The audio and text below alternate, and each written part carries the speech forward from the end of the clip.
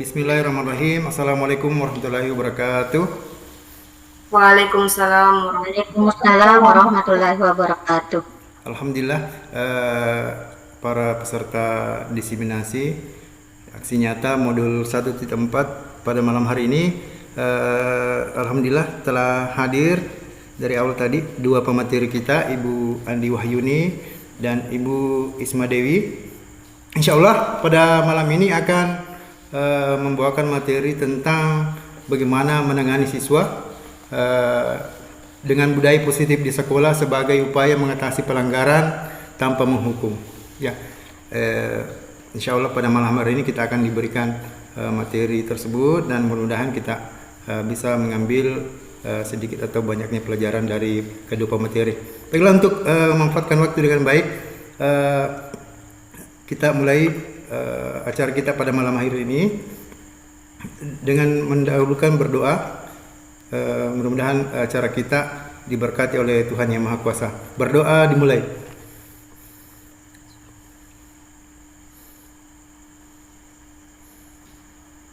Selesai. Berikutnya langsung saja kita undang pemateri pertama. Sebelumnya saya akan perkenalkan beliau. Beliau bernama Ibu Andi Wahyuni. Beliau mengajar di SD 8 Oting. Beliau berasal dari Loka Batue. Beliau sebagai guru kelas. Ya, nanti Bapak Ibu, setelah Ibu Andi Wahyuni memaparkan materinya, kita akan buka sesi pertanyaan. Waktu dan tempat dipersilakan Ibu Andi Wahyuni. Terima kasih atas kesempatan yang diberikan. Assalamualaikum warahmatullahi wabarakatuh. Waalaikumsalam warahmatullahi wabarakatuh. Waalaikumsalam warahmatullahi Malam dan wabarakatuh. salam sejahtera untuk kita semua. Kita panjatkan puji dan syukur atas nikmat yang Allah limpahkan sehingga kita semua bisa berkumpul pada forum ini dalam keadaan sehat walafiat. Bapak Guru, Ibu hebat yang saya hormati, perkenalkan nama saya Andi Wahyuni. Mengucapkan banyak terima kasih atas waktunya sehingga saya dapat melaksanakan aksi nyata saya, yaitu menyebarkan sedikit pemahaman tentang budaya positif. Baiklah, saya akan presentasikan materi saya.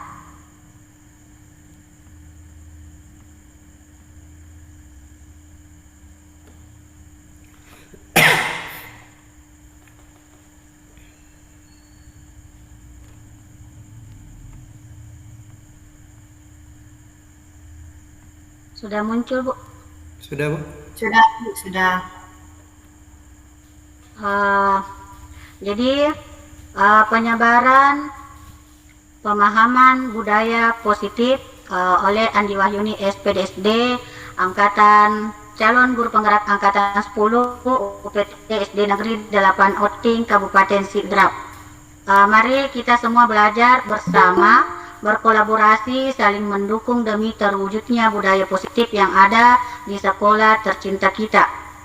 Jadi konsep inti budaya positif, jadi materi yang akan saya bawakan pada malam hari ini adalah perubahan paradigma belajar, disiplin positif, nilai-nilai kebajikan, kebutuhan dasar manusia, dan akan dilanjutkan oleh rekan saya Ibu Isma Dewi, yaitu motivasi perilaku manusia, posisi kontrol guru, keyakinan kelas, dan segitiga restitusi. Pembelajaran dengan paradigma baru. Pembelajaran dengan paradigma baru dirancang berdasarkan prinsip pembelajaran berdiferensiasi sehingga para peserta didik belajar sesuai kebutuhannya berdasarkan tahap perkembangan sesuai teori psikologi modern untuk mewujudkan profil pelajar Pancasila. Profil pelajar Pancasila yang dimaksud yaitu yang pertama, beriman dan bertakwa kepada Tuhan Yang Maha Esa. Yang kedua, berkebinekaan global. Yang ketiga, mandiri. Yang keempat, bergotong royong. Dan yang kelima, bernalar kritis. Dan 6, kreatif. Di mana pada beriman dan bertakwa kepada Tuhan Yang Maha Esa, yaitu kita dituntut untuk menuntun anak-anak sejak dini bagaimana dia bisa beriman dan bertakwa kepada Tuhan Yang Maha Esa dengan membimbing mereka rajin sholat, rajin berpuasa, rajin mengaji dan lain-lain sebagainya. Berkebinekaan global yaitu memaparkan materi-materi yang meluas, bukan hanya berpatokan pada buku saja, tapi sekarang pada pembelajaran pada saat ini kita sudah bisa mencari materi-materi di internet dan lain-lain sebagainya. Mandiri, anak-anak akan dituntun untuk bisa mandiri, dapat bergotong royong, bekerja sama dengan teman-temannya, bernalar kritis dan kreatif. Perubahan paradigma. Ada sebuah ilustrasi pendek tentang teori kontrol yang menjelaskan bahwa kontrol yang sebenarnya ada pada diri sendiri, faktor intrinsik dan dorongan yang kuat dari dalam diri sendiri sangat berpengaruh dalam merubah motivasi dan kesadaran disiplin positif. Ilustrasi tersebut adalah sebagai berikut.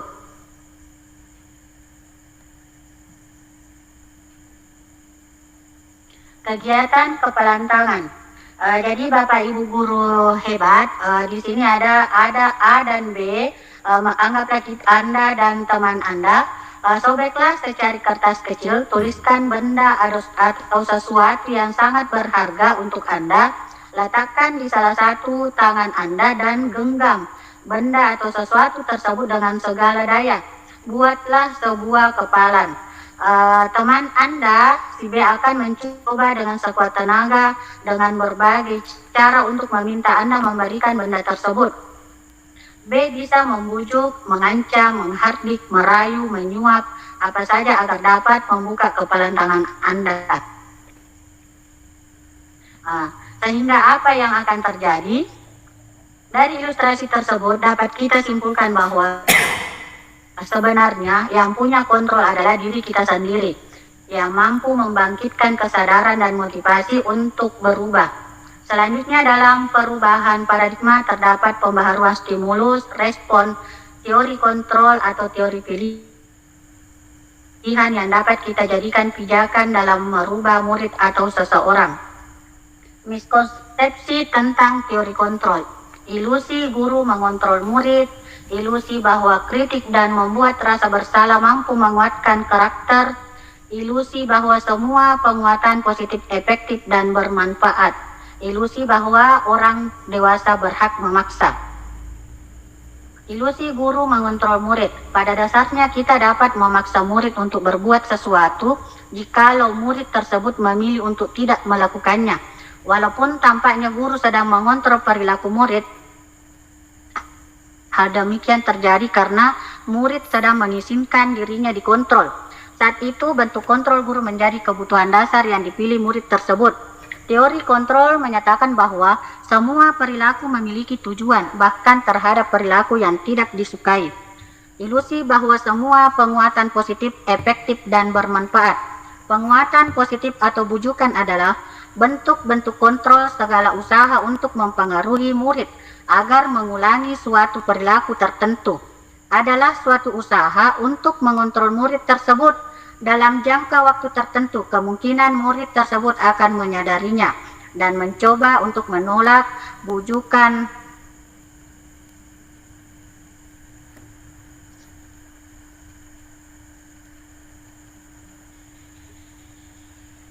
tersebut akan menyadarinya dan mencoba untuk menolak bujukan kita bahwa murid tersebut menjadi tergantung pada pendapat sang guru untuk berusaha. Ilusi bahwa kritik dan membuat orang merasa bersalah dan menguatkan karakter. Menggunakan kritik dan rasa bersalah untuk mengontrol murid menuju pada identitas gagal.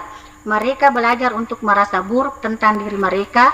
Mereka mengembangkan dialog diri yang negatif. Kadangkala sulit bagi guru untuk mengidentifikasi bahwa mereka sedang melakukan perilaku ini, karena seringkali guru cukup menggunakan suara halus untuk menyampaikan pesan negatif. Ilusi bahwa orang dewasa memiliki hak memaksa. Banyak orang dewasa yang percaya bahwa mereka memiliki tanggung jawab untuk membuat murid-murid berbuat hal-hal tertentu. Apapun yang dilakukan dapat diterima selama ada sebuah kemajuan berdasarkan sebuah pengukuran kinerja. Pada saat itu pula, orang dewasa akan menyadari bahwa perilaku memaksa tidak akan efektif untuk jangka waktu panjang, dan sebuah hubungan permusuhan akan terbentuk.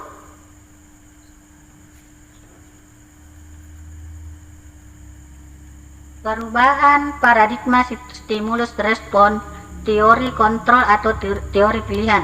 Siapa sesungguhnya yang memiliki kontrol? Stimulus respon, kita mencoba mengubah orang agar berpandangan sama dengan kita. Teori kontrol atau pilihan, kita berusaha memahami orang lain tentang dunia. Perilaku buruk dilihat sebagai suatu kesalahan. Semua perilaku memiliki tujuan. Orang lain bisa mengontrol saya. Hanya Anda yang bisa mengontrol diri Anda. Saya bisa mengontrol orang lain. Anda tidak bisa mengontrol orang lain. Pemaksaan ada pada saat bujukan gagal. Kolaborasi dan konsensus menciptakan pilihan-pilihan baru. Model berpikir menang atau kalah. Model berpikir menang dan menang.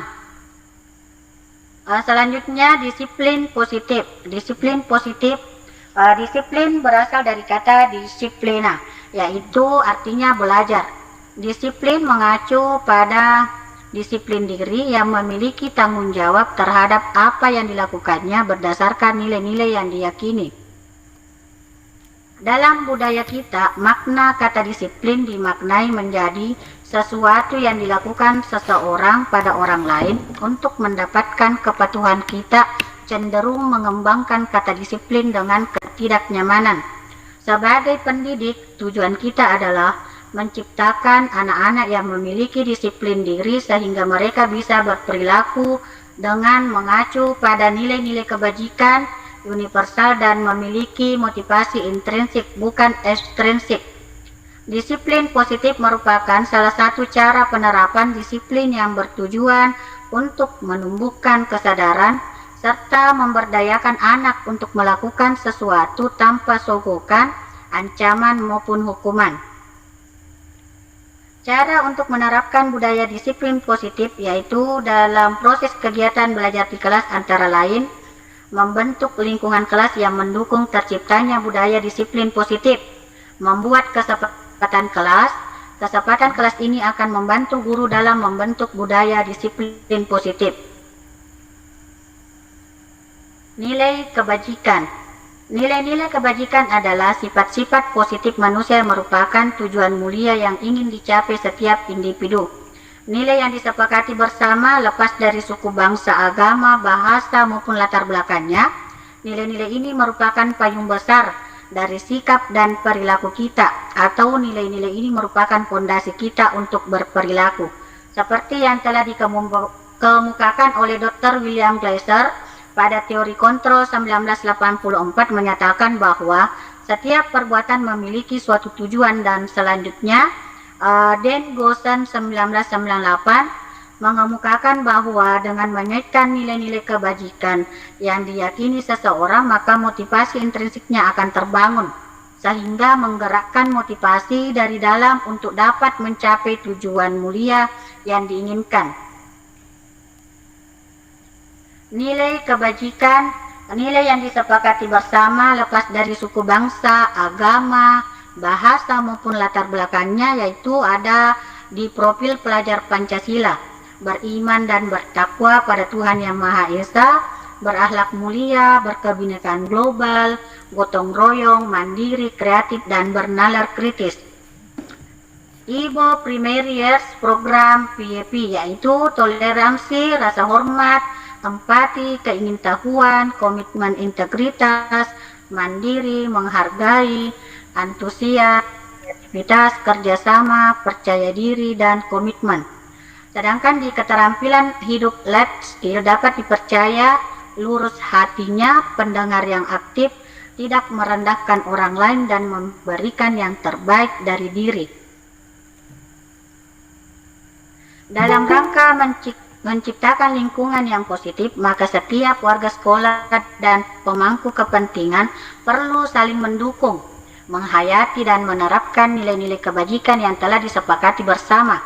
Untuk dapat menerapkan tujuan mulia tersebut, maka seorang pemimpin pembelajaran perlu berjiwa kepemimpinan sehingga dapat mengembangkan sekolah dengan baik agar terwujud suatu budaya sekolah yang positif sesuai dengan standar kompetensi pengelolaan yang telah ditetapkan. Tujuan mulia dari penerapan disiplin positif adalah agar terbentuk murid-murid yang berkarakter, berdisiplin, santun, jujur, peduli, bertanggung jawab, dan merupakan pembelajar sepanjang hayat sesuai dengan standar kompetensi lulusan yang diharapkan. Kebutuhan dasar manusia. Kebutuhan dasar manusia adalah segala sesuatu yang kita lakukan untuk mendapatkan apa yang kita inginkan. Seluruh tindakan yang kita lakukan memiliki tujuan tertentu, dan semua usaha terbaik yang kita lakukan adalah dalam rangka agar kebutuhan dasar kita terpenuhi dengan baik.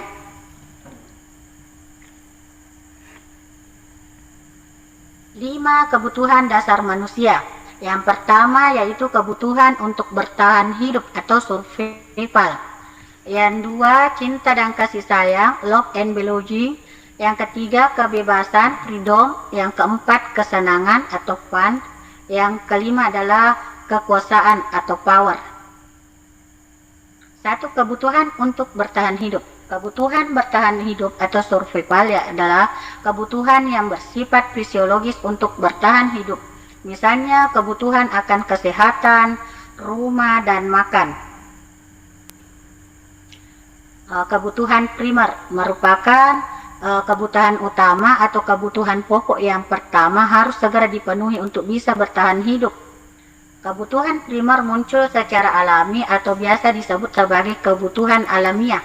Contoh dari kebutuhan primer terdiri atas pangan, sandang, papan atau makanan, pakaian, dan hunian. Cinta dan kasih sayang. Kebutuhan untuk disayangi dan diterima meliputi kebutuhan akan hubungan dan koneksi sosial, kebutuhan untuk memberi dan menerima kasih sayang, dan kebutuhan untuk merasa menjadi bagian dari suatu kelompok. Kebutuhan ini juga meliputi keinginan untuk tetap terhubung dengan orang lain seperti teman, keluarga, pasangan hidup, teman kerja, binatang peliharaan, dan kelompok di mana kita tergabung. Ketiga, kebebasan.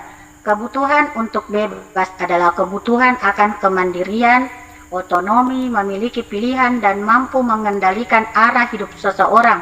Anak-anak dengan kebutuhan kebebasan yang tinggi menginginkan pilihan. Mereka perlu banyak bergerak, suka mencoba-coba, tidak terlalu terpengaruh oleh orang lain, dan senang mencoba hal baru dan menarik. Kesenangan. Kebutuhan akan kesenangan adalah kebutuhan untuk mencari kesenangan, bermain, dan tertawa. Bayangkan hidup tanpa kenikmatan apapun betapa menyedihkannya. Anak-anak dengan kebutuhan dasar kesenangan yang tinggi biasanya ingin menikmati apa yang dilakukan. Mereka juga bisa berkonsentrasi tinggi saat mengerjakan hal yang disenangi. Mereka suka permainan dan suka mengoleksi barang, suka bergurau, suka melucu, dan suka menggemaskan. Bahkan saat mereka bertingkah laku buruk, mereka masih terlihat lucu. Kekuasaan. Kebutuhan ini berhubungan dengan kekuatan untuk mencapai sesuatu, menjadi kompeten, menjadi terampil, diakui atas prestasi dan keterampilan kita, didengarkan dan memiliki rasa harga diri. Kebutuhan ini meliputi keinginan untuk dianggap berharga, bisa membuat perbedaan, bisa membuat pencapaian, kompeten, diakui, dan dihormati. Anak-anak yang memiliki kebutuhan dasar akan kekuasaan yang tinggi biasanya selalu ingin menjadi pemimpin. Mereka juga suka mengamati sebelum mencoba hal-hal baru dan merasa kecewa bila melakukan kesalahan. Mereka juga biasanya rapi dan sistematik dan selalu ingin mencapai yang terbaik. Refleksi. Meskipun budaya positif menawarkan banyak manfaat, ada beberapa hal yang perlu dipertimbangkan dalam implementasinya. Keberhasilan budaya positif tergantung pada konsistensi dari seluruh staf, guru, dan karyawan sekolah. Jika pendekatan ini hanya diterapkan oleh beberapa guru saja, maka hasilnya mungkin tidak akan maksimal. Selain itu, penting untuk memberikan pelatihan dan pendampingan yang memadai kepada guru dalam menerapkan budaya positif dengan efektif. Tanpa pemahaman yang baik tentang prinsip-prinsip dan tekniknya, pelaksanaan bisa menjadi kurang efektif. Selain itu, keterlibatan orang tua dalam proses budaya positif sangat penting.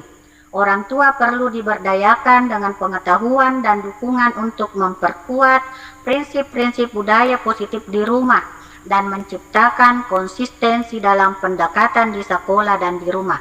Tentunya penerapan budaya positif pada implementasinya akan menemukan hambatan. Setiap murid adalah individu yang unik dengan kebutuhan dan tantangan masing-masing. Dalam beberapa kasus, ada murid yang memerlukan pendekatan yang lebih khusus dan mendalam dalam mengatasi masalah perilaku mereka. Sehingga sikap sabar, guru ataupun orang tua perlu terus dilatih. Demikian materi yang sempat saya presentasikan pada malam hari ini. Mungkin saya kembalikan kepada moderator. Oke, baik. Mantap sekali pemaparan materi tadi dari Ibu Andi, luar biasa. Mulai dari perubahan paradigma belajar, kemudian disiplin positif yang harusnya kita terapkan di sekolah, kemudian yang terakhir tadi kebutuhan dasar manusia, ya. Jadi kalau kita pahami ini, insya Allah kita akan menjadi guru yang baik, ya. Kemudian berikutnya, Bapak Ibu, selanjutnya sesi pertanyaan. Siapa tahu ada dari Bapak Ibu ingin menanyakan kepada Ibu Andi Wahyuni tentang beberapa tadi materi yang disampaikan oleh beliau. Yang pertama perubahan paradigma, kemudian disiplin positif, yang terakhir kebutuhan dasar manusia. Ya, silakan Bapak Ibu, ada yang mau ditanggapi atau mau bertanya, boleh. Silakan resen.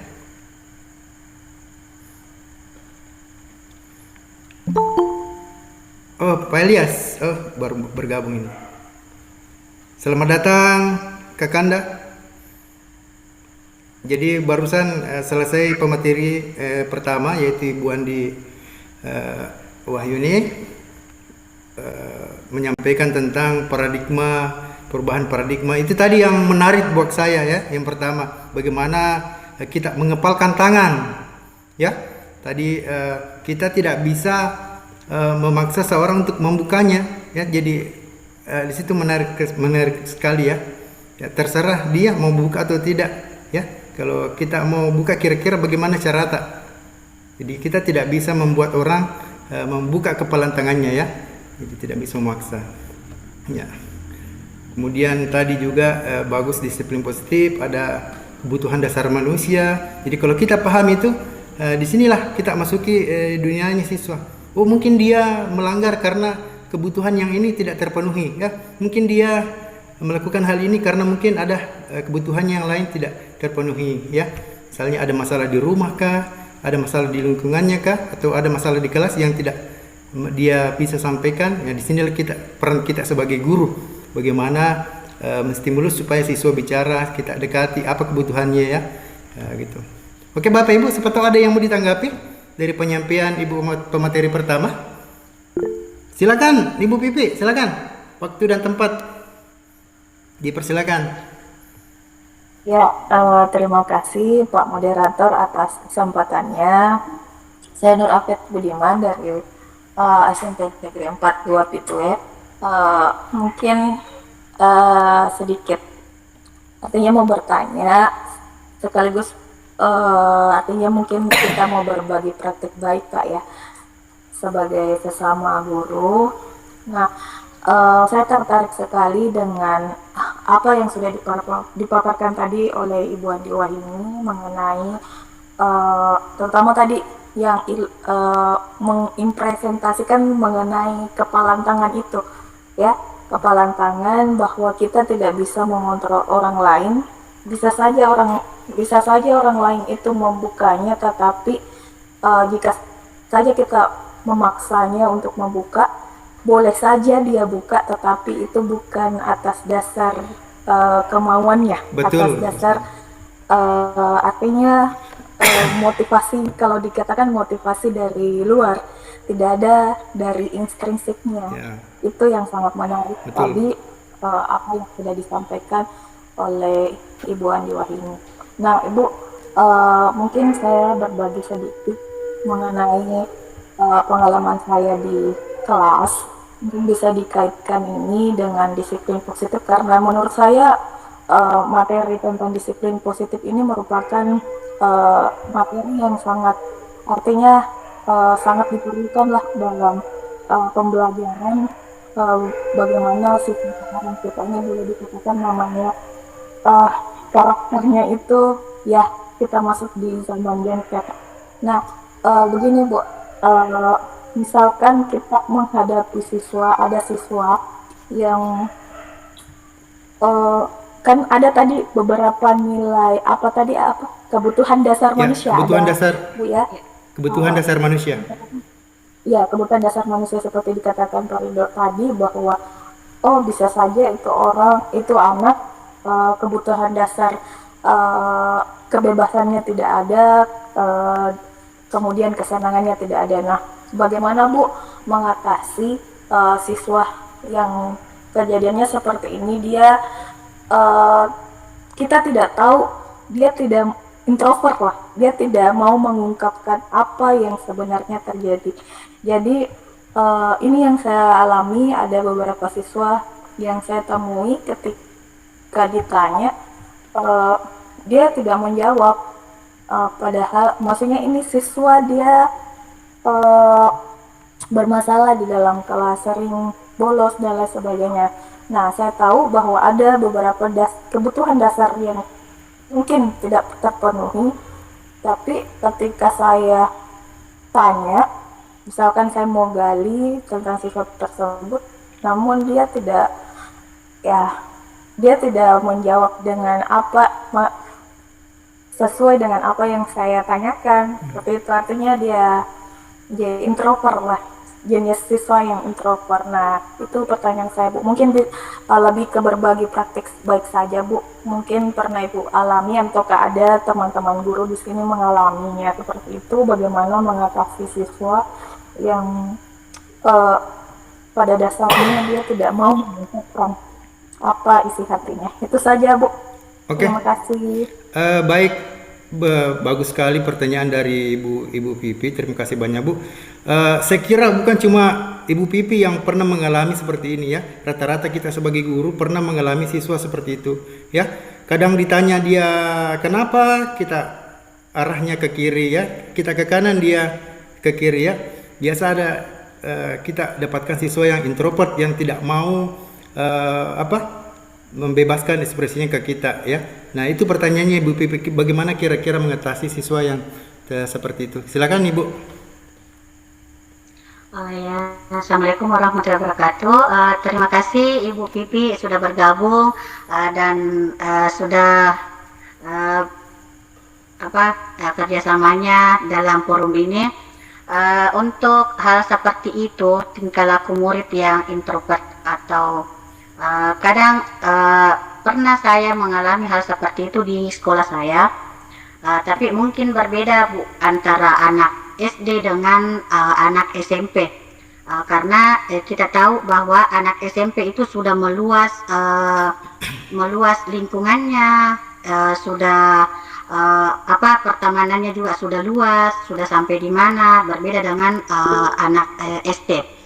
Jadi kalau saya dulu Bu, saya temukan anak seperti itu, misalnya selalu diam di kelas, tidak ditanya, tidak mau bicara, atau ada juga yang malas ke sekolah,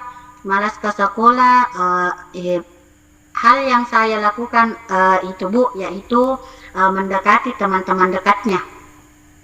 Jadi kan ada anak itu mau terbuka dengan teman yang dekat dengan dia. Meskipun misalnya dengan guru tidak mau terbuka, tapi pasti ada teman yang bisa dia percayai. Setelah saya amati, saya tanya-tanya temannya, kalau misalnya ada positif, ada respon positif yang bisa kita ambil dari setiap apa yang disampaikan oleh temannya, kita tindak lanjuti. Yang kedua, pernah saya juga ini harus ada kontak langsung atau kerjasama kita dengan orang tua murid. Nah, Jadi di sekolah saya Bu, setiap ada sesuatu, ada apa dengan murid, ada masalah dengan murid, pasti saya sampaikan, saya komunikasikan dengan orang tuanya. Kenapa lagi hari ini tidak kerjakan PR kah, atau diam-diam terus kah? Jadi ada kerjasama antara orang tua siswa dengan murid, ada komunikasi yang baik sehingga murid ini kita bisa pantau di sekolah, bisa juga dipantau di rumahnya, di lingkungan rumahnya.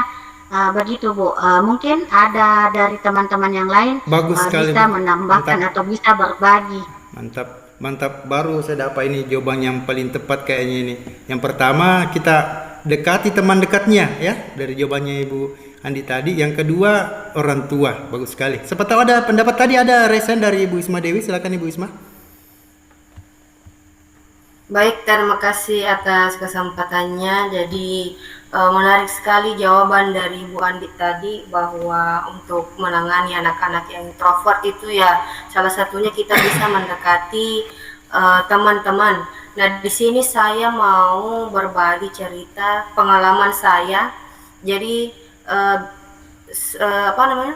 sebenarnya saya ini bisa dikatakan cukup introvert untuk lingkungan yang baru. Nah, namun karena kita berada di lingkungan pendidikan, di lingkungan guru, kita dituntut untuk harus terbuka, bisa berinteraksi dengan orang banyak, apalagi ketika kita mengikuti pelatihan-pelatihan pengembangan kompetensi. Nah, cara saya yang menurut saya efektif ketika mengatasi masalah introvert tadi, mungkin bisa dipakai juga dalam penerapannya kepada siswa, yaitu ketika kita bertanya kepada siswa, kemudian siswa yang tidak mau berbicara, mungkin ada faktor dia merasa malu, atau faktor dia tidak bisa mengungkapkan kata-katanya. Jadi cara yang saya pakai itu menurut saya yang paling jitu di diri saya, yaitu saya tulis dulu jawabannya, saya susun kata-katanya di kertas, kemudian saya ungkapkan. Nah, pada saat mengungkapkannya nanti itu saya bisa mengembangkan kalimat-kalimat yang sudah saya catat. Nah, mungkin bisa diterapkan kepada siswa kita juga. Kalau misalnya dia tidak bisa menjawab secara langsung, bisa ditulis di kertas dulu. Silahkan disusun kata-katanya yang mau kamu ungkapkan. Kalau bisa silahkan dibaca di depan kelas. Mungkin seperti itu yang sempat saya bagikan. Terima kasih. Saya kembalikan Bu Isma. Ya, itu jawaban dari Bu Isma tadi, jawaban dari Bu Andi. Kita kembalikan dulu ke Ibu Pipi. Bagaimana Ibu Pipi dengan jawabannya? Ya, mantap. Terima kasih atas jawabannya Ibu Andi Wahyuni dan Ibu Isma. Mungkin bukan lebih ke jawaban, artinya kita berbagi praktik baik Bapak Ibu ya. Ya, betul. Jadi banyak yang saya dapatkan di sini, terutama tadi bagaimana caranya Ibu Andi Wahyuni mengatasi hal tersebut, dan bagaimana juga cara dari Ibu Isma. Dan ini saya kira ini sangat menarik Pak ya. Artinya bagaimana mengatasi siswa yang betul-betul yang tidak mau bicara, nggak mau mengungkapkan, dan itu sudah dijawab tadi oleh Ibu Isma dan Ibu Andi Wahyuni. Saya kira cukup Pak Ridwan. Oke. Terima kasih semuanya. Oke, terima kasih Bu Pipi.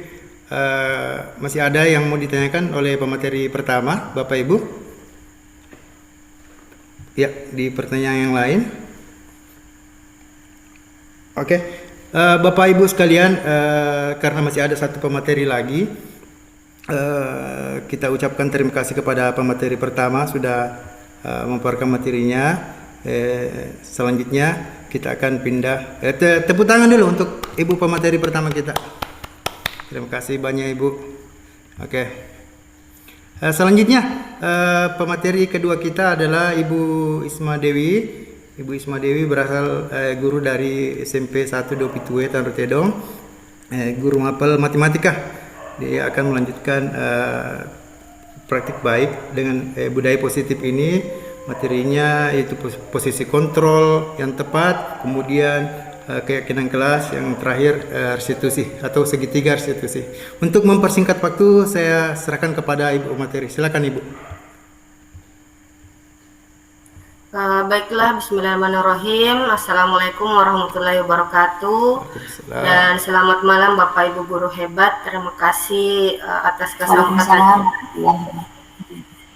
Ya, jadi sebelumnya saya ingin mohon maaf apabila selama pemaparan materi nanti saya kurang maksimal karena berhubung kesehatan saya masih belum sembuh total. Ya. Pertama-tama saya mau mengucapkan terima kasih kepada Bapak Ibu yang mungkin di antara Bapak Ibu ada yang sedang beraktivitas atau bahkan sudah mau istirahat tetapi masih menyempatkan waktunya untuk bergabung di Google Meet malam ini. Nah, walaupun kita hanya bertemu secara daring, semoga tidak mengurangi esensi dari pertemuan kita ini. Amin. Selanjutnya saya juga ingin berterima kasih kepada Bapak Moderator yang sudah mengatur jalannya pertemuan ini dengan sangat baik dan semoga berjalan lancar sampai akhir nanti.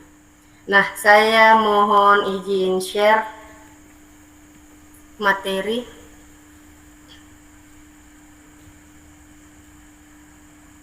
Sudah tampil Bapak Ibu? Sudah Ibu? Oke. Baiklah. Jadi tadi sebelumnya rekan saya Bu Andi sudah menyampaikan beberapa konsep inti tentang budaya positif, yaitu perubahan paradigma lama, disiplin positif, nilai-nilai kebajikan, dan kebutuhan dasar manusia. Nah, sungguh materi yang sangat bermanfaat untuk kita ketahui dan kita terapkan di sekolah nanti insya Allah. Nah, kemudian pada kesempatan ini saya akan membahas konsep inti yang selanjutnya, yaitu motivasi perilaku, posisi kontrol guru, keyakinan kelas, dan segitiga restitusi. Nah, sebelum saya lanjut, yang ingin saya tekankan di sini bahwa saya di sini bukan tujuannya untuk menggurui Bapak Ibu. Di sini saya tidak lebih baik daripada Bapak Ibu, namun saya masih belajar dan kita akan sama-sama belajar. Nah, konsep inti yang pertama adalah motivasi perilaku. Nah, di sini ada pertanyaan pemantik. Sebagai guru, saat Anda hadir di kelas tepat waktu, motivasi apakah yang mendasari tindakan Anda? Nah, silakan Bapak Ibu yang ingin menjawab bisa raise hand atau bisa melalui kolom chat. Ayo Bapak Ibu silakan. Nah, apakah motivasi Bapak Ibu karena ingin dipuji oleh kepala sekolah atau mungkin karena menghindari teguran kepala sekolah atau karena takut namanya muncul di grup sekolah? Ya. Siapa? Yang raise hand, oh Pak Rituan. Oke. Saya Ibu. Oke. Motivasi ini sebetulnya bukan motivasi ya, karena ini saya pribadi Ibu besar di lingkungan pesantren. Di sana itu Bu ditekankan untuk disiplin. Jadi 6 tahun saya di pesantren, saya memang didorong untuk disiplin terus. Jadi sudah menjadi kebiasaan saya untuk tidak terlambat ya. Jadi malu saya untuk terlambat. Jadi ini sudah berasal dari diri dalam ya. Jadi tidak ada pengaruhnya kepala sekolah, tidak ada pengaruhnya reward. Jadi saya harus pokoknya harus datang pertama, harus tidak boleh terlambat. Ya, penyebab saya terlambat itu mungkin anak sakit kah atau terkendala kendaraan begitu, Ibu. Terima kasih. Ya, luar biasa sekali. Jadi motivasi atau hal yang mendasari Bapak Ridwan untuk hadir tepat waktu yaitu rasa malu. Nah, ada rasa tanggung jawab yang muncul dari dalam dirinya. Nah, kemudian tadi Ibu Andi Wahyuni, silahkan Ibu Andi. Assalamualaikum warahmatullahi wabarakatuh. Terima kasih atas kesempatan yang diberikan. Jadi sebagai seorang guru, saat Anda hadir di kelas tepat waktu, motivasi apakah yang mendasari tindakan Anda? Kalau saya pribadi, Bu, yang mendasari adalah ketidakenakan. Jadi kalau pagi itu pasti kita tidak enak kalau terlambat ke sekolah. Kita tidak enak dengan rekan guru, tidak enak apalagi terhadap kepala sekolah, apalagi kalau duluan kepala sekolah yang datang daripada kita. Disitulah muncul ketidakenakan. Dari saya pribadi itu seperti itu, Bu, ya. Sekian, assalamualaikum warahmatullahi wabarakatuh. Ya, luar biasa sekali Bu Andi. Ibu Rosmina juga mau berpendapat, silakan Ibu Ros. Ya, terima kasih. Kalau saya juga pribadi sama hanya dengan Ibu Andi Wahyuni, ya betapa tidak enaknya kalau kita datang ke sekolah itu ternyata Ibu Kepala Sekolah sudah mendahului kita. Dan juga tentunya kalau kita datang ke sekolah, kita akan langsung disapa dengan senyuman para murid. Mereka akan langsung menyapa, "Assalamualaikum Ibu," atau dengan senyuman mereka, "Oh, Ibu sudah datang." Itu juga salah satu motivasi saya sih kalau ke sekolah. Ya, terima kasih. Terima kasih atas jawabannya Ibu Rosmini. Di kolom chat juga ada Ibu Eli Linda yang menjawab merupakan tugas dan tanggung jawab sebagai pendidik dan teladan. Luar biasa sekali. Ibu Suwarni juga menjawab karena merupakan tanggung jawab. Ya, betul sekali. Jadi itu merupakan salah satu tanggung jawab kita sebagai guru. Nah, selanjutnya ada Ibu Novita Sari yang ingin menjawab. Silakan Ibu Novi. Terima kasih. Sebelum ikut pendidikan guru penggerak itu, motivasi saya itu ya takut kalau ditegur sama kepala sekolah. Tentunya karena ya namanya atasan dan bawahan. Bagaimana? Tapi setelah mengikuti pendidikan ini ada rasa bersalah tersendiri bagi saya kalau misalkan anak-anak yang duluan lebih datang duluan dibandingkan dengan saya, seperti itu. Terima kasih. Karena menurut saya sangat berat memikul status guru penggerak terutama di sekolah saya. Dan terima kasih Bapak Ibu. Ya, terima kasih atas tanggapannya Ibu Novita Sari. Jadi jawaban yang sangat luar biasa dari Bapak Ibu. Ternyata Bapak Ibu sudah ada beberapa yang sudah muncul motivasi intrinsiknya. Nah, baiklah, jadi yang perlu kita ketahui pertama yaitu apa itu motivasi. Nah, motivasi adalah kekuatan internal yang mendorong individu untuk mencapai tujuan dan kepuasan pribadi. Seperti yang disampaikan tadi Bapak Ibu, ada rasa tanggung jawabnya, ada yang merasa malu ketika terlambat. Nah, dalam setiap aspek kehidupan itu motivasi memainkan peran penting dalam mendorong seseorang untuk bergerak maju, mengatasi hambatan, dan mencapai prestasi yang luar biasa.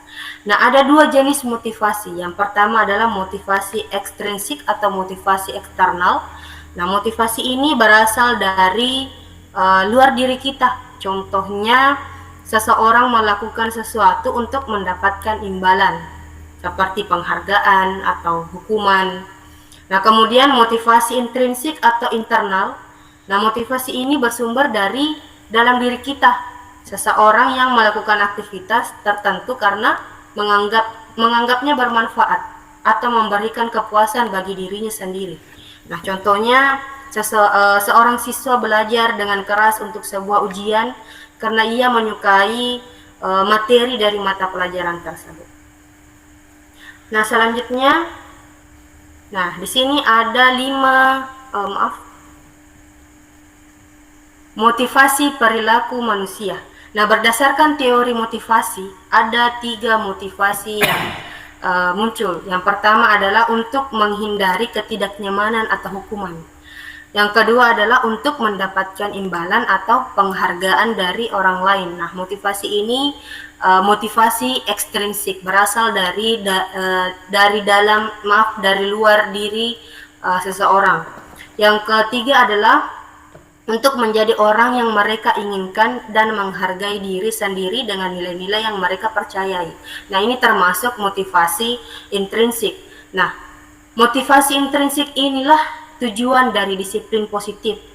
Nah, semoga kita bisa menerapkan nantinya di sekolah, bisa memunculkan motivasi intrinsik dalam diri kita maupun dari dalam diri siswa. Nah, apa pentingnya motivasi intrinsik atau motivasi internal? Motivasi intrinsik itu membuat seseorang lebih rajin dalam mengerjakan tugas karena mereka melakukannya lebih untuk kesenangan daripada untuk imbalan. Jadi ketika kepala sekolah atau guru sedang berhalangan hadir, siswa tetap belajar atau mengerjakan tugasnya karena ada kesenangan yang muncul dari dalam dirinya ketika melakukannya. Nah, selanjutnya adalah 5 posisi kontrol guru. Posisi kontrol kita sebagai guru. Nah, sebelum itu, mari kita mereview kembali materi yang disampaikan oleh Ibu Andi Wahyuni tentang kebutuhan dasar manusia. Jadi intinya adalah setiap individu itu memiliki kebutuhan dasar dan ternyata apabila salah satu atau beberapa dari kebutuhan dasar itu tidak terpenuhi, maka akan terjadi sesuatu atau masalah. Dan ini ada kaitannya dengan dengan peran kita sebagai pendidik. Nah, menurut Bapak Ibu, selama ini posisi kontrol manakah yang sering Bapak Ibu gunakan? Apakah sebagai penghukum, pembuat rasa bersalah, teman, pemantau, atau manajer? Nah, silakan Bapak Ibu yang mau berpendapat bisa raise hand atau menjawab melalui kolom chat. Ayo Bapak Ibu. Ada? Ya. Baik, silakan Ibu Novi.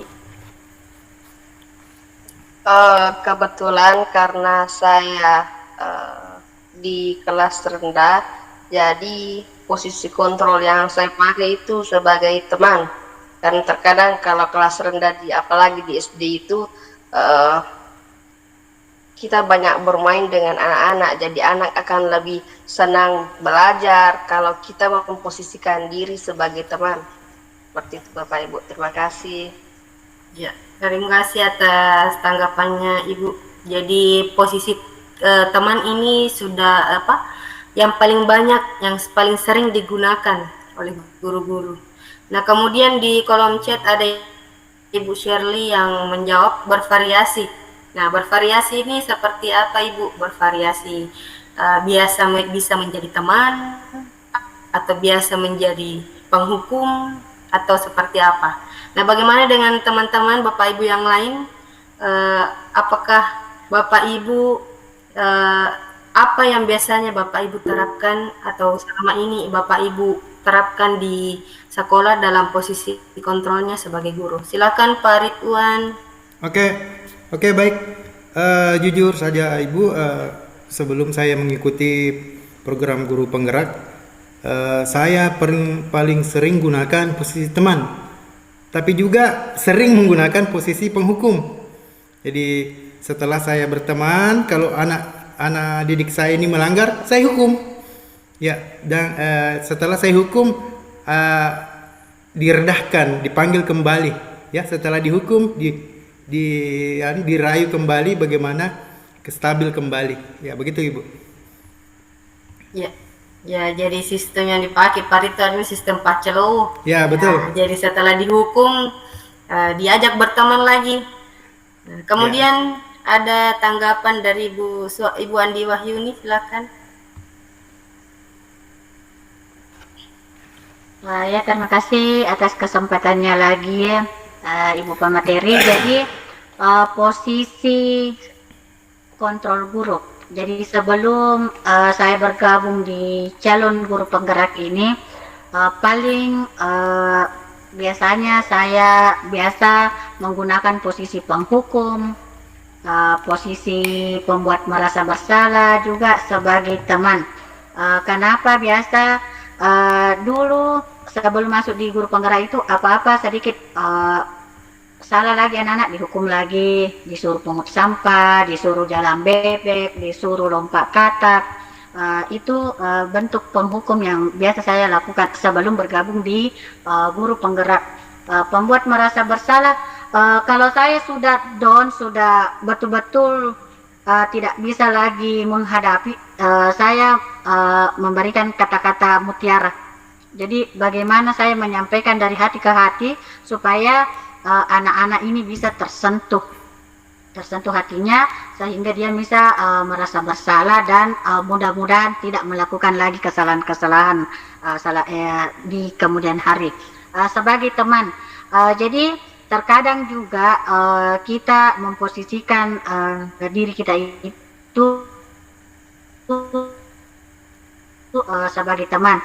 Jadi kita bermain bersama anak-anak, bercerita tentang kehidupan anak-anak, tentang apa-apa yang di lingkungan di luar sekolah maupun di dalam lingkungan sekolah.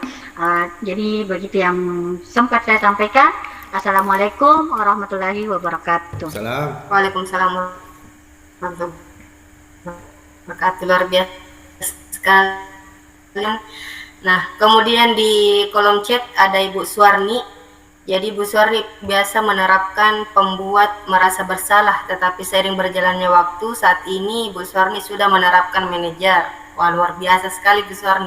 Nah, kemudian Ibu Shirley, tergantung watak anak yang dihadapi, ya betul sekali Bu. Nah, Ibu Rosmini ada tanggapan, Ibu Rosmini silakan. Ya, terima kasih kembali atas kesempatan yang diberikan. Posisi sebelum saya bergabung dengan CGP, yang paling saya lakukan itu pembuat merasa bersalah, di mana ketika ada anak-anak yang melakukan kesalahan, saya selalu mengingatkan, misalnya kalau mereka suka merobek-robek buku mereka untuk membuat suatu kapal-kapal atau permainan, saya selalu mengingatkan, kasihan orang tuanya capek-capek belikan buku seperti itu. Kemudian kalau untuk penghukum, biasanya saya suruh anak-anak itu menulis, misalnya mereka datang terlambat ke sekolah, saya biasanya kasih hukuman mereka menulis 1 halaman. Ya, semoga nanti setelah selesai guru penggerak saya bisa menerapkan ini posisi kontrol manager. Ya, terima kasih yang sempat saya sampaikan. Ya, terima kasih atas tanggapannya Bu Rosmini. Selanjutnya ada Bapak Ilyas, Bapak Muhammad Ilyas yang ingin memberi tanggapan, silakan Pak.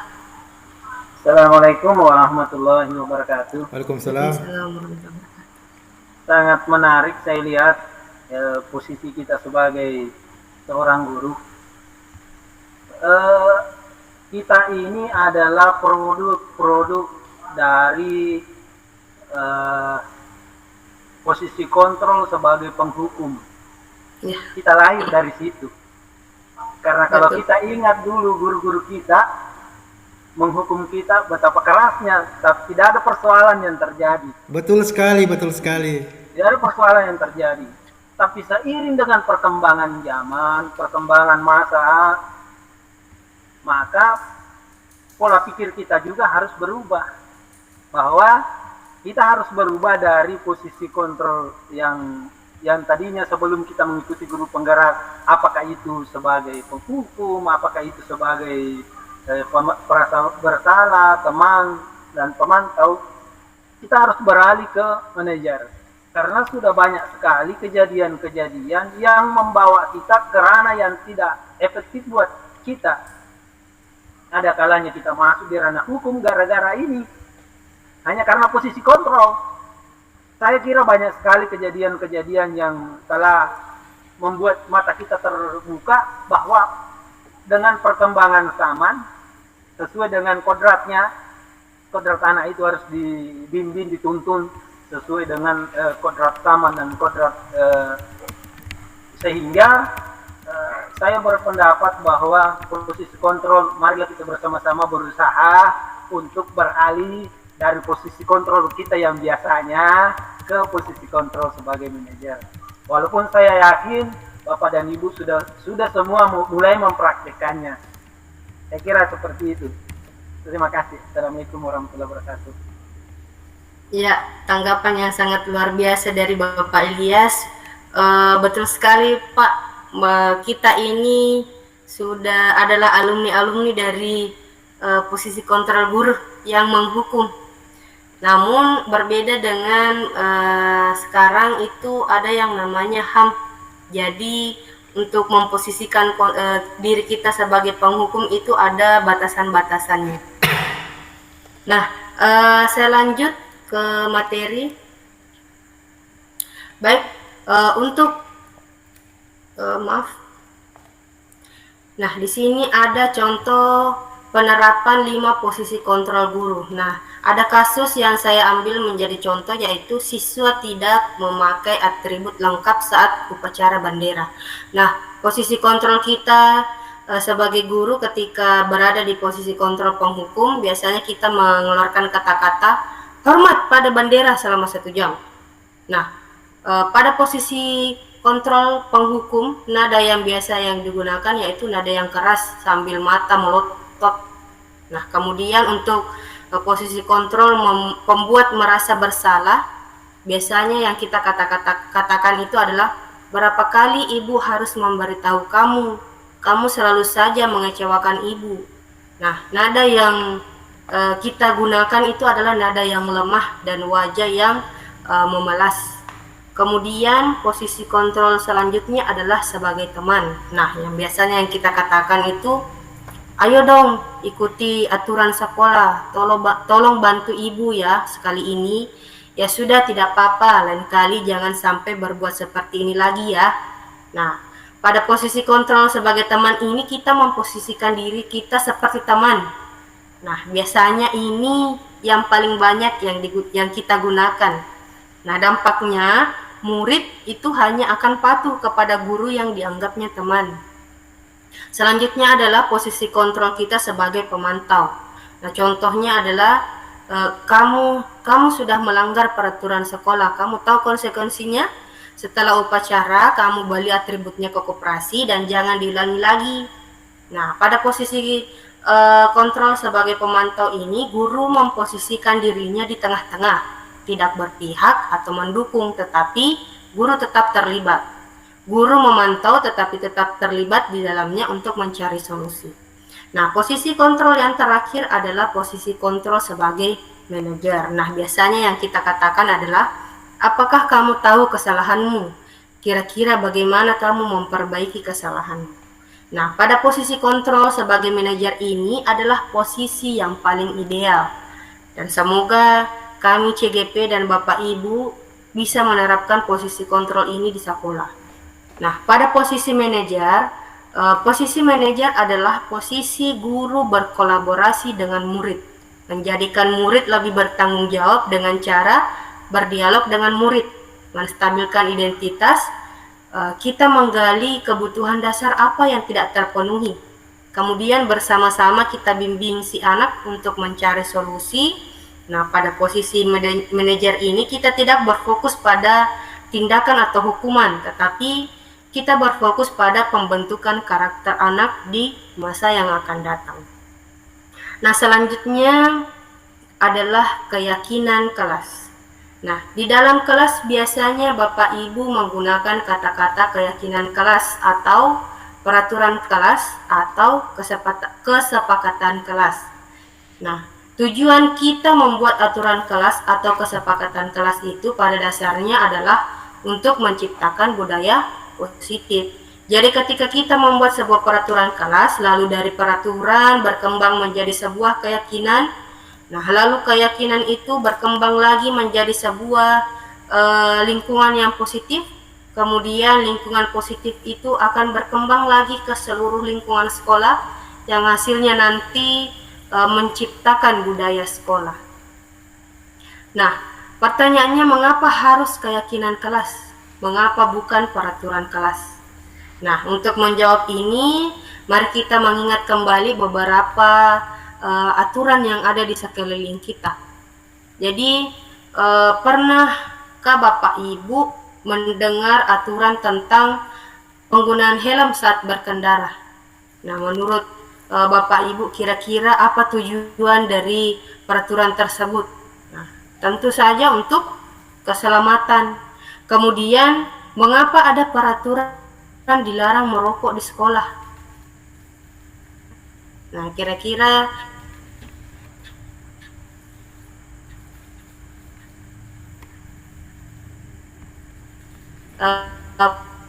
menurut aturan itu tadi ada nilai-nilai keselamatan dan kesehatan, itulah yang dinamakan dengan keyakinan.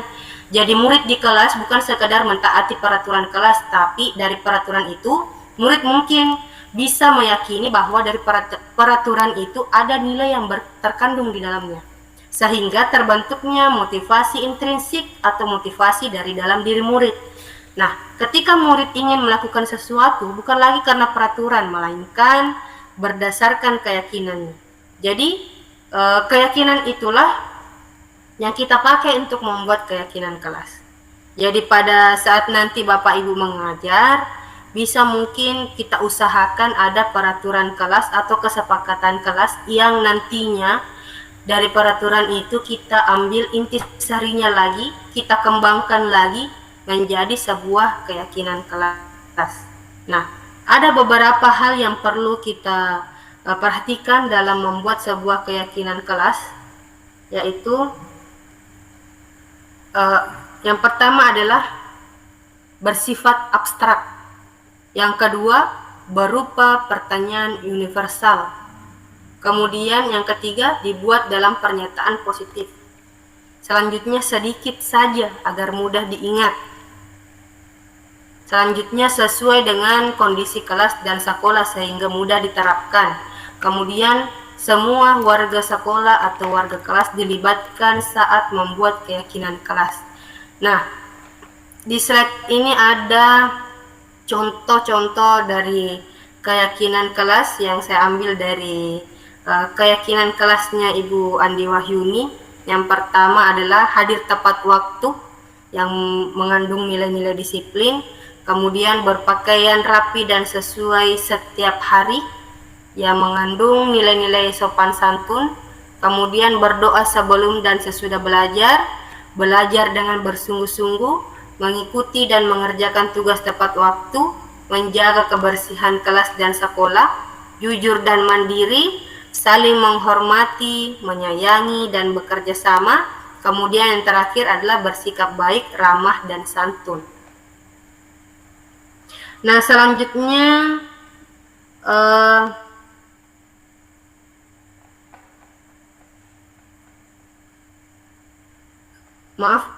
selanjutnya materi segitiga restitusi. Maaf, sebelum saya lanjut, apakah suara saya jelas terdengar? Jelas Bu, jelas. Sangat jelas, Bu. Jelas, Bu. Baik. Nah, terima kasih atas responnya. Kalau begitu saya lanjut ke materi yang terakhir, yaitu segitiga restitusi. Nah, segitiga restitusi adalah sebuah diagram pemulihan bagi anak yang melakukan kesalahan. Jadi fokusnya adalah bukan untuk memperbaiki kesalahan, tetapi untuk mengembangkan karakter baik pada anak setelah dia berhasil mencari solusi atau memecahkan masalahnya sendiri. Nah, ada beberapa tahapan dalam segitiga restitusi ini. Namun sebelum melakukan tahapan-tahapan itu harus ada siswa yang bermasalah dulu, Bapak Ibu. Baru kita restitusi. Jadi kita tidak bisa melakukan restitusi jika tidak ada anak yang bermasalah. Nah, jadi ada beberapa tahapan dalam segitiga restitusi ini.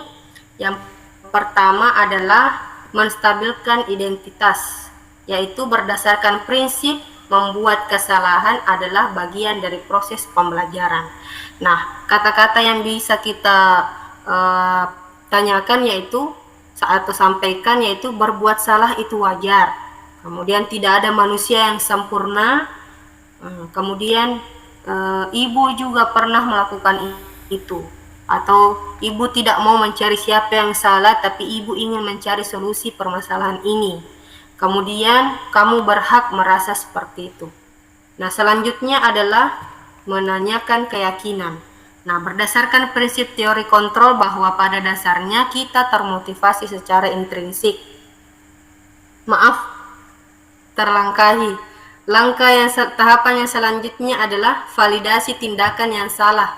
Berdasarkan prinsip setiap perilaku berupaya memenuhi sesuatu kebutuhan tertentu.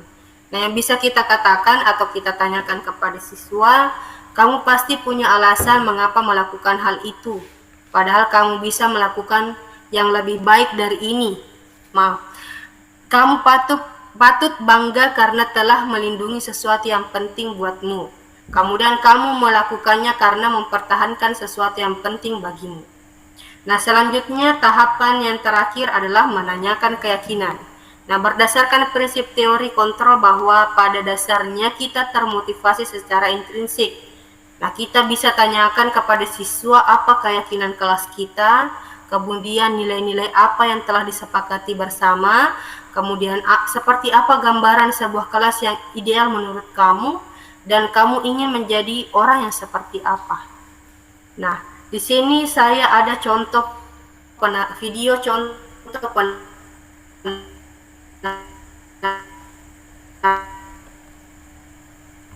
menampilkan.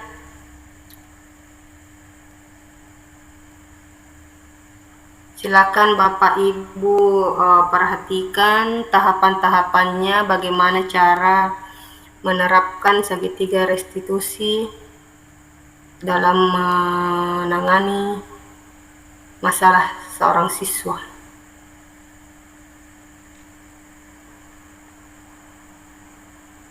Sudah tampil Bapak Ibu?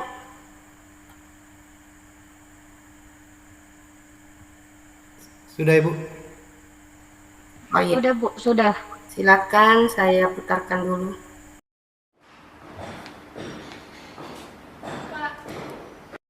Aulia, silakan duduk. Bagaimana kabarmu, Aulia? Saya kesal sekali dengan ulah Nurul tadi, Pak. Dia tidak bersedia meminjamkan buku catatannya. Padahal saya hanya ingin menyalin tugas. Setiap orang tentunya kesal jika tidak diacuhkan. Lalu apa tindakan kamu tadi, Aulia? Tadi saya robek buku catatannya, tapi cuma sampulnya aja kok, Pak. Kesel banget saya. Wajar jika kita emosi. Lalu, apa Aulia puas dengan tindakan itu? Tentu tidak, Pak. Saya salah sudah merobek bukunya. Lantas, seperti apa sikap yang Aulia yakini? Harusnya saya lebih sabar dan menghargai milik orang lain. Jadi, apa rencana Aulia untuk memperbaiki keadaan ini? Saya akan meminta maaf kepada Nurul, Pak. Dan saya juga bersedia untuk mengganti sampul bukunya yang saya rusak tadi. Gimana, Pak? Setuju. Bagaimana perasaanmu jika sudah melakukan tindakan yang kamu yakini itu, Aulia? Tentunya, saya akan menjadi pribadi yang lebih tenang dan sabar, Pak. Baiklah, Aulia. Mari kita pikirkan penyelesaian masalah ini. Jika perlu, kita panggil Nurul. Bagaimana? Siap, Pak. Terima kasih, Pak. Ya, jadi itu tadi contoh penerapan segitiga restitusi yang bisa kita terapkan di lingkungan sekolah kita.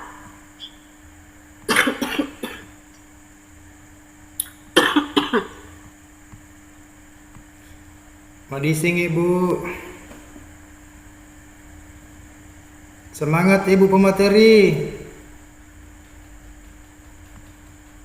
Ya, jadi mohon maaf ada jeda tadi, ada iklan.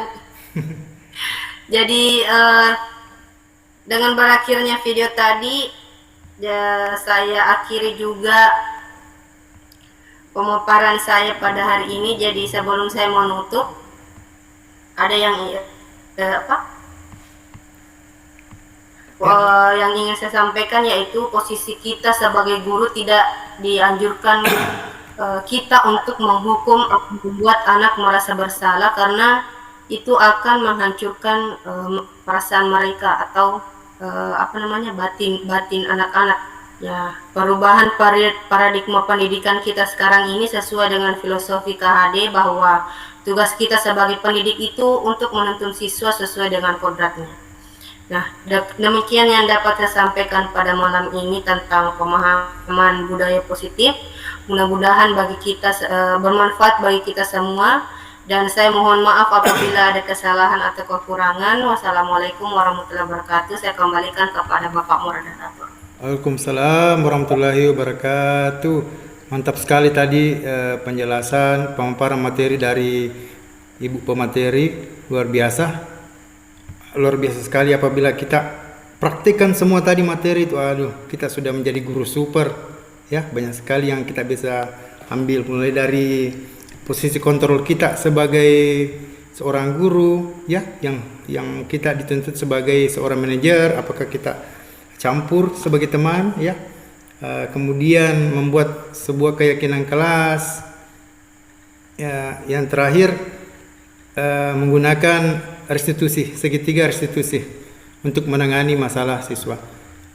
Sebelum kita mengakhiri acara kita pada malam hari ini, mungkin ada pertanyaan untuk Ibu pemateri. Mungkin ada pertanyaan atau tambahan dari peserta, tanggapannya. Masih ada waktu kita 5 menit.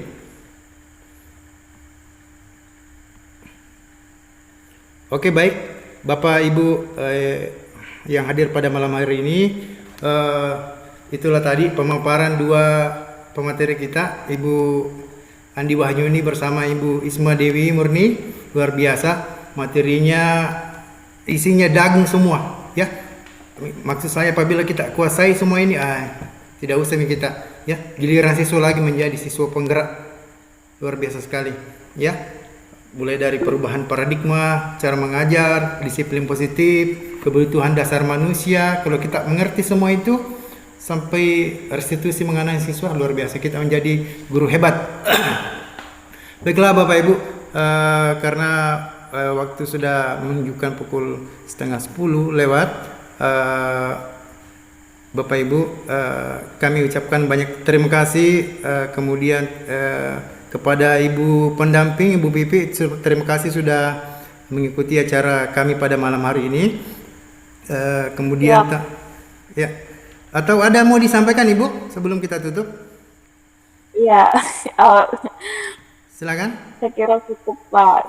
Cuma itu tadi yang 5 kebutuhan dasar manusia. Bagaimana kalau gurunya yang ada salah satu 5 kebutuhan dasar? Betul. Nah, saya juga pikirkan itu bagaimana kalau saya. Artinya mungkin kita bicara seperti ini, mungkin kebutuhan dasar, misalkan dari segi yang lainnya bisa saja, karena mungkin kalau gurunya masuk itu marah-marah, bisa saja ada kebutuhan dasar yang Betul, udah lapar mungkin.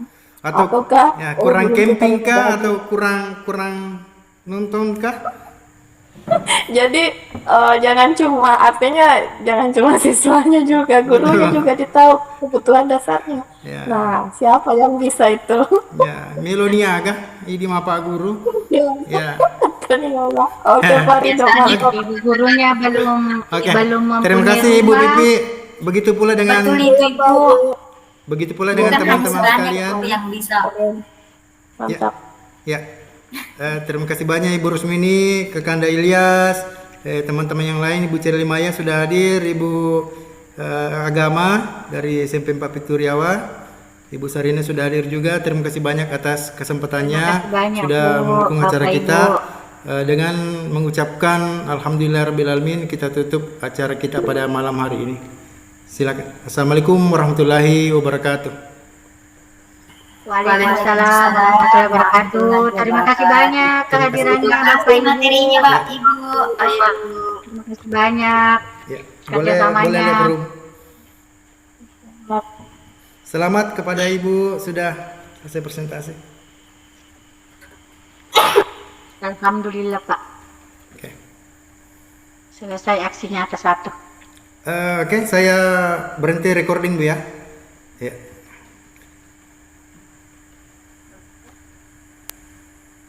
Sleep well. Luar biasa. Terima kasih banyak Pak Ridwan. Makasih atas Terima bantuan. kasih sudah dikasih di pasar apa? Fasilitasi. Fasilitasi. Ya. Ya, tuh. Oke. Sekian. Dadah teman-teman. Tidak ada Terima foto kasih banyak. bersama di. Terima kasih banyak Ibu Isma semuanya. Terima kasih banyak Bu Ros. Assalamualaikum. Iya.